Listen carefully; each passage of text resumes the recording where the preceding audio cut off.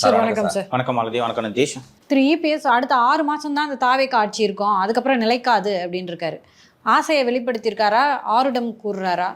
எப்படி வேண்டுமானாலும் எடுத்துக்கொள்ளலாம், ஆனால் அது நிறைவேறுவதற்கான வாய்ப்பு இல்லை.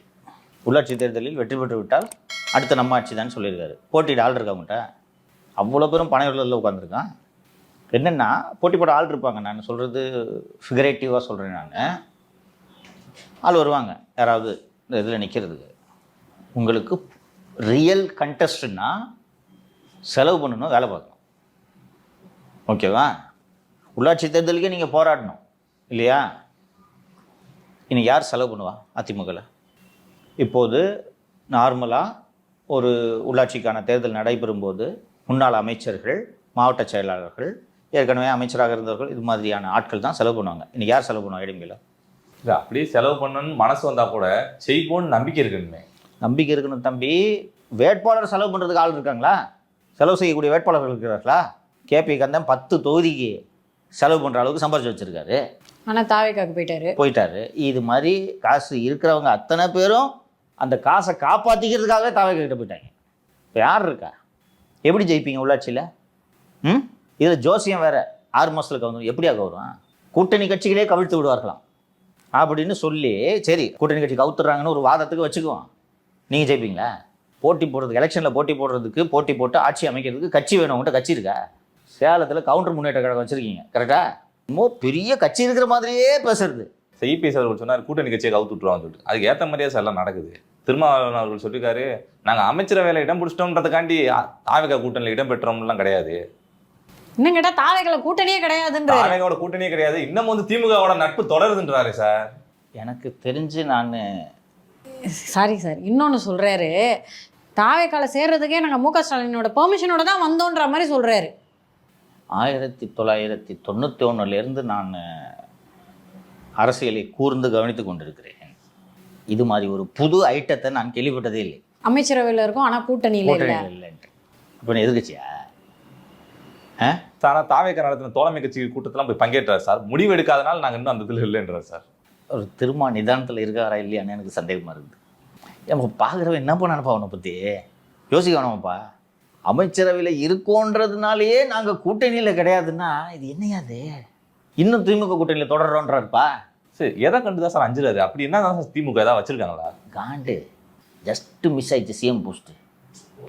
இனி எப்போவுமே ஆக முடியாது, கரெக்டாக? 2 எம்எல்ஏ வச்சுட்டு என்னைக்குமா சிஎம் ஆகிறது? நடக்குமா அது? அந்த 2 எம்எல்ஏ வச்சுக்கிட்டு ஜஸ்ட்டு கைகிட்ட வந்து போயிடுச்சே, மிஸ் ஆயிடுச்சே.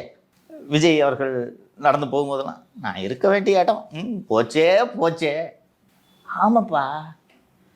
ஏன்ப்பா நீங்கள் ஒரு 30 ஆண்டு காலத்திற்கு மேலாக நீங்கள் பொது வாழ்க்கையில் இருக்கக்கூடிய ஒரு மூத்த அரசியல் தலைவர் இப்படி பேசலாமா? இப்போ சின்ன பையன்லாம் சிரிக்கிறான். நான் மட்டும் இல்லை, ஊரே சிரிச்சு. ஊரே பாரு. நீங்கள் உங்களை பின்பற்றும் இளைஞர்களுக்கு நீங்கள் ஒரு இன்ஸ்பிரேஷனாக இருக்க வேணாமா? எப்படி பேசுகிறார் பாரு அங்கே லீடர்னு. கீழே உட்காந்து தமாஸ்பா ஒரு அப்படின்ட்டு சிரிச்சுட்டு போயிடுவாங்க. என்ன பண்ண முடியும்? மிஸ் ஆயிடுச்சு தான். ஆனால் இந்த 2 எம்எல்ஏ வச்சுக்கிட்டு சிஎம் ஆகலான்னு ஆசைப்படுறது பேராசையாக தெரில. 72 எம்எல்ஏவா திமுகவுக்கு? அவங்களே வெளியிலேருந்து ஆதரவு தான் சொல்கிறாங்க. முன்னாடி மற்றவங்களாம் தள்ளி விடுறாங்க பாருங்கள்.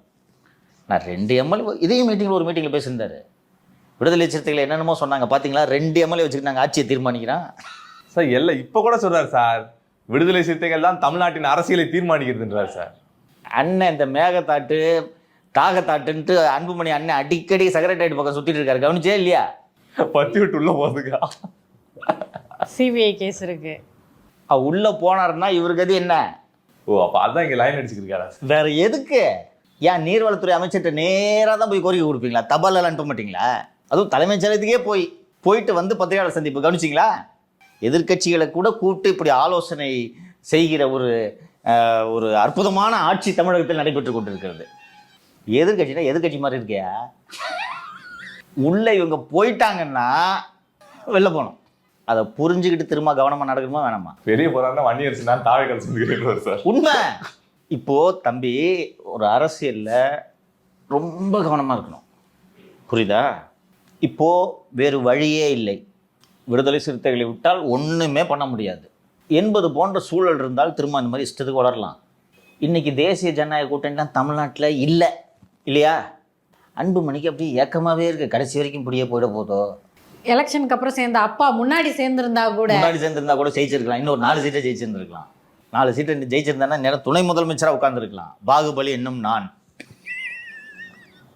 டேட்டூலாம் குத்துனேன்னு ஆயிருந்திருக்கலாம், ரைட்டா? அப்போ அந்த மாதிரி இது ஒரு ஆபத்து. விடுதலை சிறுத்தைகளை பொறுத்தவரை இது ஆபத்து. இப்போ பாமக எம்எல்ஏ இல்லைன்னு வச்சுக்கோங்க, கதை வேறு, ஆபத்து. அதுவும் அடிக்கடி செக்ரட்டரியேட் பக்கம் சுற்றுறாரு, அதில் அடிக்கடி ஒரு புகழ்ந்து வர பேசுகிறாரு, அது ரொம்ப முக்கியம்.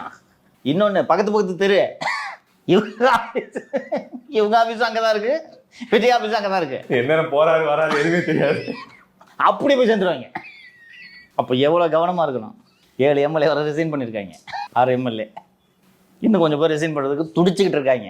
நேற்று எடப்பாடி கூப்பிட்டதுக்கு 2 பேர் வரல சார். அவங்க இடைத்தேர்தலில் ஜெயிச்சுட்டா இவரு கதி என்ன யோசிக்க வேணாம். அப்பயும் சொல்லுவாரு 5 வருஷம் அந்த ஆட்சி நீடிக்காது, விரைவில் கலையும். தம்பி, 26 தேர்தல் பல பேருக்கு இருக்காக்கிச்சு, அது மட்டும் எனக்கு நல்லா தெரியுது.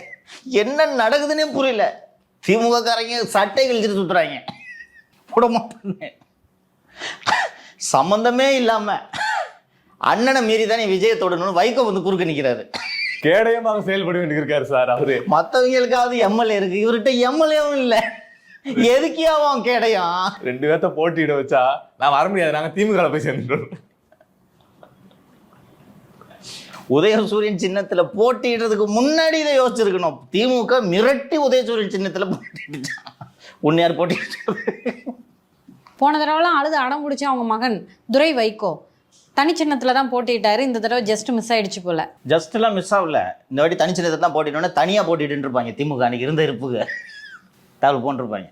டிஎம்டிகேக்கு வேற 10 சீட்டு கொடுத்துட்டாங்க. கிளம்புவா. எதுக்கு இவங்க ஒத்துக்கிட்டாங்க? பெருந்தமே ஒத்துக்கிட்டாங்களா? உதயசூரியன் சின்னத்தில் போட்டிட்டு இருந்தால் போட்டிட்டு நான் வெளில போ அப்படின்னு. சரிங்க அதில் போட்டிடுறேங்க அப்படின்னு போட்டிட்டு இன்னைக்கு இதுக்கு முன்னாடி திரு ஸ்டாலின் அவர்களோடு ஒரு மேடையில் அறிவாலயத்தின் வாயிற்காப்பவனாக இருப்பேன்னு சொல்லிட்டு மேடையில் பேசியிருக்காரு. கிட்டத்தட்ட திருமா வைகோ 2 பேரோட ஸ்பீச்சும் பார்த்தா சிமிலாரிட்டி தெரியுதா? சரி, தாவேக ஆட்சி முடிகிற வரைக்கும் செம்ம தமாசா இருக்கும், அரசியல் ஜாலியாக இருக்கும். ஏன் சார் தாவேகக்காரங்களை விட நல்லா கூறாரு சார்? என்ன எம்பி சீட்டு தரேன்னாங்களா? யாரு? வைகோ அவருக்கு தான் இந்த ஐடியா இருக்கும். பிரவீன் சக்கரவர்த்தியெல்லாம் எம்பி ஆக்குறீங்க, அடுத்த வேகன்சி வரும்போது என்ன எம்பி ஆக்குங்கன்றது தான் இப்போ இப்படி போகுது. வேறு ஒன்றும் இல்லை. அந்த குறைந்தது அந்த டெல்லி பிரதிநிதியாக அனுப்புவாங்கன்ட்டு எதிர்பார்த்தார். அந்த மாதிரி ஒரு டாக்ஸ் ஓடிட்டு இருந்துச்சு. அது இந்த ஜனநாயகன் படம் ப்ரொடியூசரு அதில் நியமனம் செய்யப்பட்டு விட்டார். சரி, அடுத்தது ஏதாவது அண்ணன் கொடுப்பாரு பார்த்து அப்படின்ட்டு. அதுக்கு தான், வேற என்ன? இன்னும் ஒரு சின்ன வயசுலேருந்தே விஜய் ஃபேன் அவரு. அதுக்கு தான் கேடயம் பாதுகாவலன் எல்லாம். எப்படி இருந்த ஆளு தெரியுமா அவரு? எனக்கு அறிவூட்டிய குருநாதர் ஒருத்தர் சொல்லுவார் அடிக்கடி, தன்னிலை தாழாமை வேண்டும், தாழும் வரை வாழாமை வேண்டும். தன்னிலை தாழ்றதுக்கு முன்னாடி செத்துடணும். விடுங்க சார். குதிரை பேரம் தொடர்பாக அதிமுக, திமுக, பாஜக 3 பேரும் போய் ஆளுநர் அவர்கள்ட்ட புகார் அளிச்சிருந்தாங்க சார். அது தொடர்பாக ஆளுநர் அவர்கள் தமிழ்நாடு அரசிட்ட விளக்கம் கேட்க இருக்காரு அப்படின்னு சொல்லிட்டு இன்னைக்கு செய்தி வந்திருக்கு சார். இன்னைக்கு 2-3 ஊடகங்களில் இந்த செய்தி வந்திருக்கிறது. ஆளுநர் இது குறித்து அரசிடம் விளக்கம் கேட்க இருக்கிறார் என்று. நிதிஷ் சொன்னது போலவே 3 முக்கிய கட்சிகளும் இந்த குதிரை பேரம் தொடர்பான புகாரை அளித்திருக்கிறார்கள். ஆளுநருக்கு அது தொடர்பான விளக்கத்தை அரசிடம் கேட்பதற்கு உரிமை இருக்கிறது. இதற்கு முன்பு இருந்த திரு ரவி அவர்களை விட ஆர்லேக்கர் புத்தி கூர்மையுடையவர். தேர்தல் முடிவுகள் வந்த நாளிலிருந்து திரு விஜய் அவர்கள் முதலமைச்சராக பதவியேற்ற அந்த இடைப்பட்ட நாட்களுக்குள் சில நியமனங்களும் சில ஏற்பாடுகளும் செய்யப்பட்டன. சிறையிலிருந்து செய்தித்தாளில் தான் படித்தேன். பதவி வைக்கிறதுக்கு முன்னாடியே பனையூருக்கு சிஎம்க்கு கொடுக்குற செக்யூரிட்டி கொடுத்தாங்க, ஞாபகம் இருக்கா? மறுநாள் வாபஸ் வாங்கினாங்க, ஞாபகம் இருக்கா? கவர்னர் கூப்பிட்டு, யார் ராஜா இந்த உத்தரவு போட்டது? இல்லைங்க அவர் குடு ராஜா, நான் வேணான்னு சொல்ல. யார் இந்த முடிவு எடுத்தது? மணிவாசன்.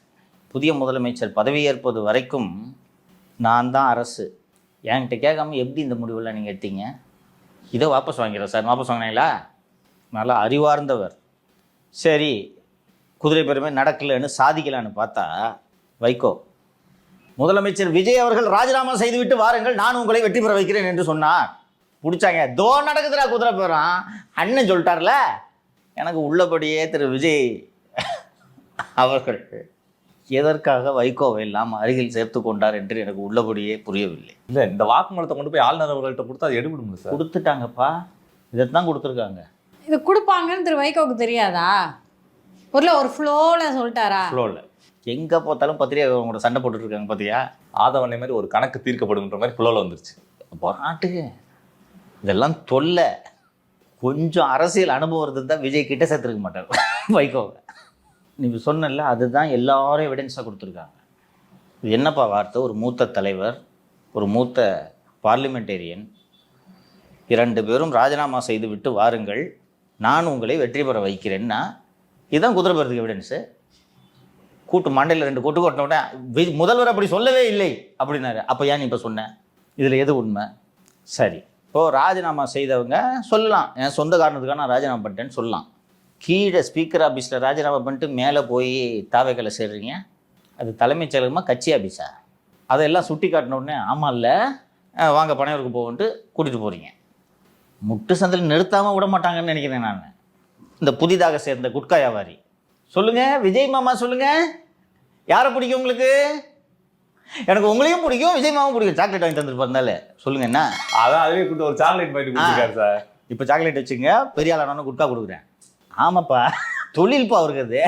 இந்த கிட்ஸை இதுக்கெல்லாம் யூஸ் பண்ணக்கூடாதுன்னு 7 கழுத வயசாவது இவர்களுக்கு அறிவில்லை. உங்கள் விளம்பர மோகத்துக்கு இந்த குழந்தைகள் தானே கிடைத்தார்கள். இவருக்கெல்லாம் இப்போ என்ன சொல்கிறதுனே தெரியல. ஊரே வந்து குட்கா வியாபாரின்னு சொல்கிறதுனால விராலிமலையில் சீட்டு கொடுப்பாங்களா இல்லையான்னு சந்தேகமாக இருக்குது. அதனால் சிஎம்ஐ குஷிப்படுத்துகிறாராம். அதுக்காக இப்படி வீடியோ எடுத்து அவர் பார்வையில் படுறது மாதிரி இந்த வீடியோ போச்சுன்னா நீங்கள் தான் விராலிமலை, அடுத்து நீங்கள் தான் அருண்ராஜை தூக்கிட்டு உங்களை சுகாதாரத்துறை அமைச்சராகிற, நீங்கள் வந்து குட்கா வியாபாரம் பண்ணுங்க, இங்கே பண்ணுங்கள், கடை ஓப்பன் பண்ணுங்கன்னு சொல்லுவாருன்னு நினச்சினுக்கிறாரு. அவ்வளோ கோபம் வருது. இது எதுக்கு? அந்த வீடியோட பர்பஸ் என்னப்பா சொல்லுப்பா. விஜய் பஸ் அந்த குழந்தைங்களாம் வச்சுக்கிட்டு பார்த்தியா அந்த வீடியோ? பார்த்து அதோட பர்பஸ் என்னப்பா? இந்த தாவேகோட பொதுச் செயலாளரை கூப்பிட்டு சொல்லிடணும், இந்த மாதிரி வீடியோ போட்டிங்கன்னா கண்டிப்பாக சீட்டு கிடையாது, இனிமேல் வாங்கிட்டது ஒரு வீடியோ வரக்கூடாதுன்னு குட்காட்டை கூப்பிட்டு சொல்லிட்டானா கப்புன்னு நிப்பாட்டுறாரு. இதை தயவு செய்து செய்யுங்கள். அதே போல் இந்த தொழில்துறை அமைச்சர்கிட்ட வீடியோ போடுறதெல்லாம் நிறுத்துங்கன்னு சொல்லுங்கள். இன்றைக்கி ஒரு ராஜ்மோகன் சொல்லியிருக்காரு, ஆய்வு செய்வது வழக்கம்தான். கல்வித்துறை அமைச்சர் நீங்கள் ஆய்வு பண்ணுங்கள், தொழில்துறை அமைச்சர் தொழிற்சாலையில் ஆய்வு பண்ணுன்னா. அண்ணன் சீமான் அவர்கள் அழகாக கேள்வி எழுப்பியிருந்தார். அமோனியா வாயு கசிந்து 18 பேர் இறந்த அந்த தொழிற்சாலையை ஆய்வு செய்தீர்களா? அதுதானே தொழில்துறை அமைச்சரோட வேலை. கேட்டார், கரெக்டு தானே? ஸோ முதல்வர் அவர்கள் ஸ்ட்ரிக்டாக உத்தரவு போட்டு அதெல்லாம் நிப்பாட்டணும்.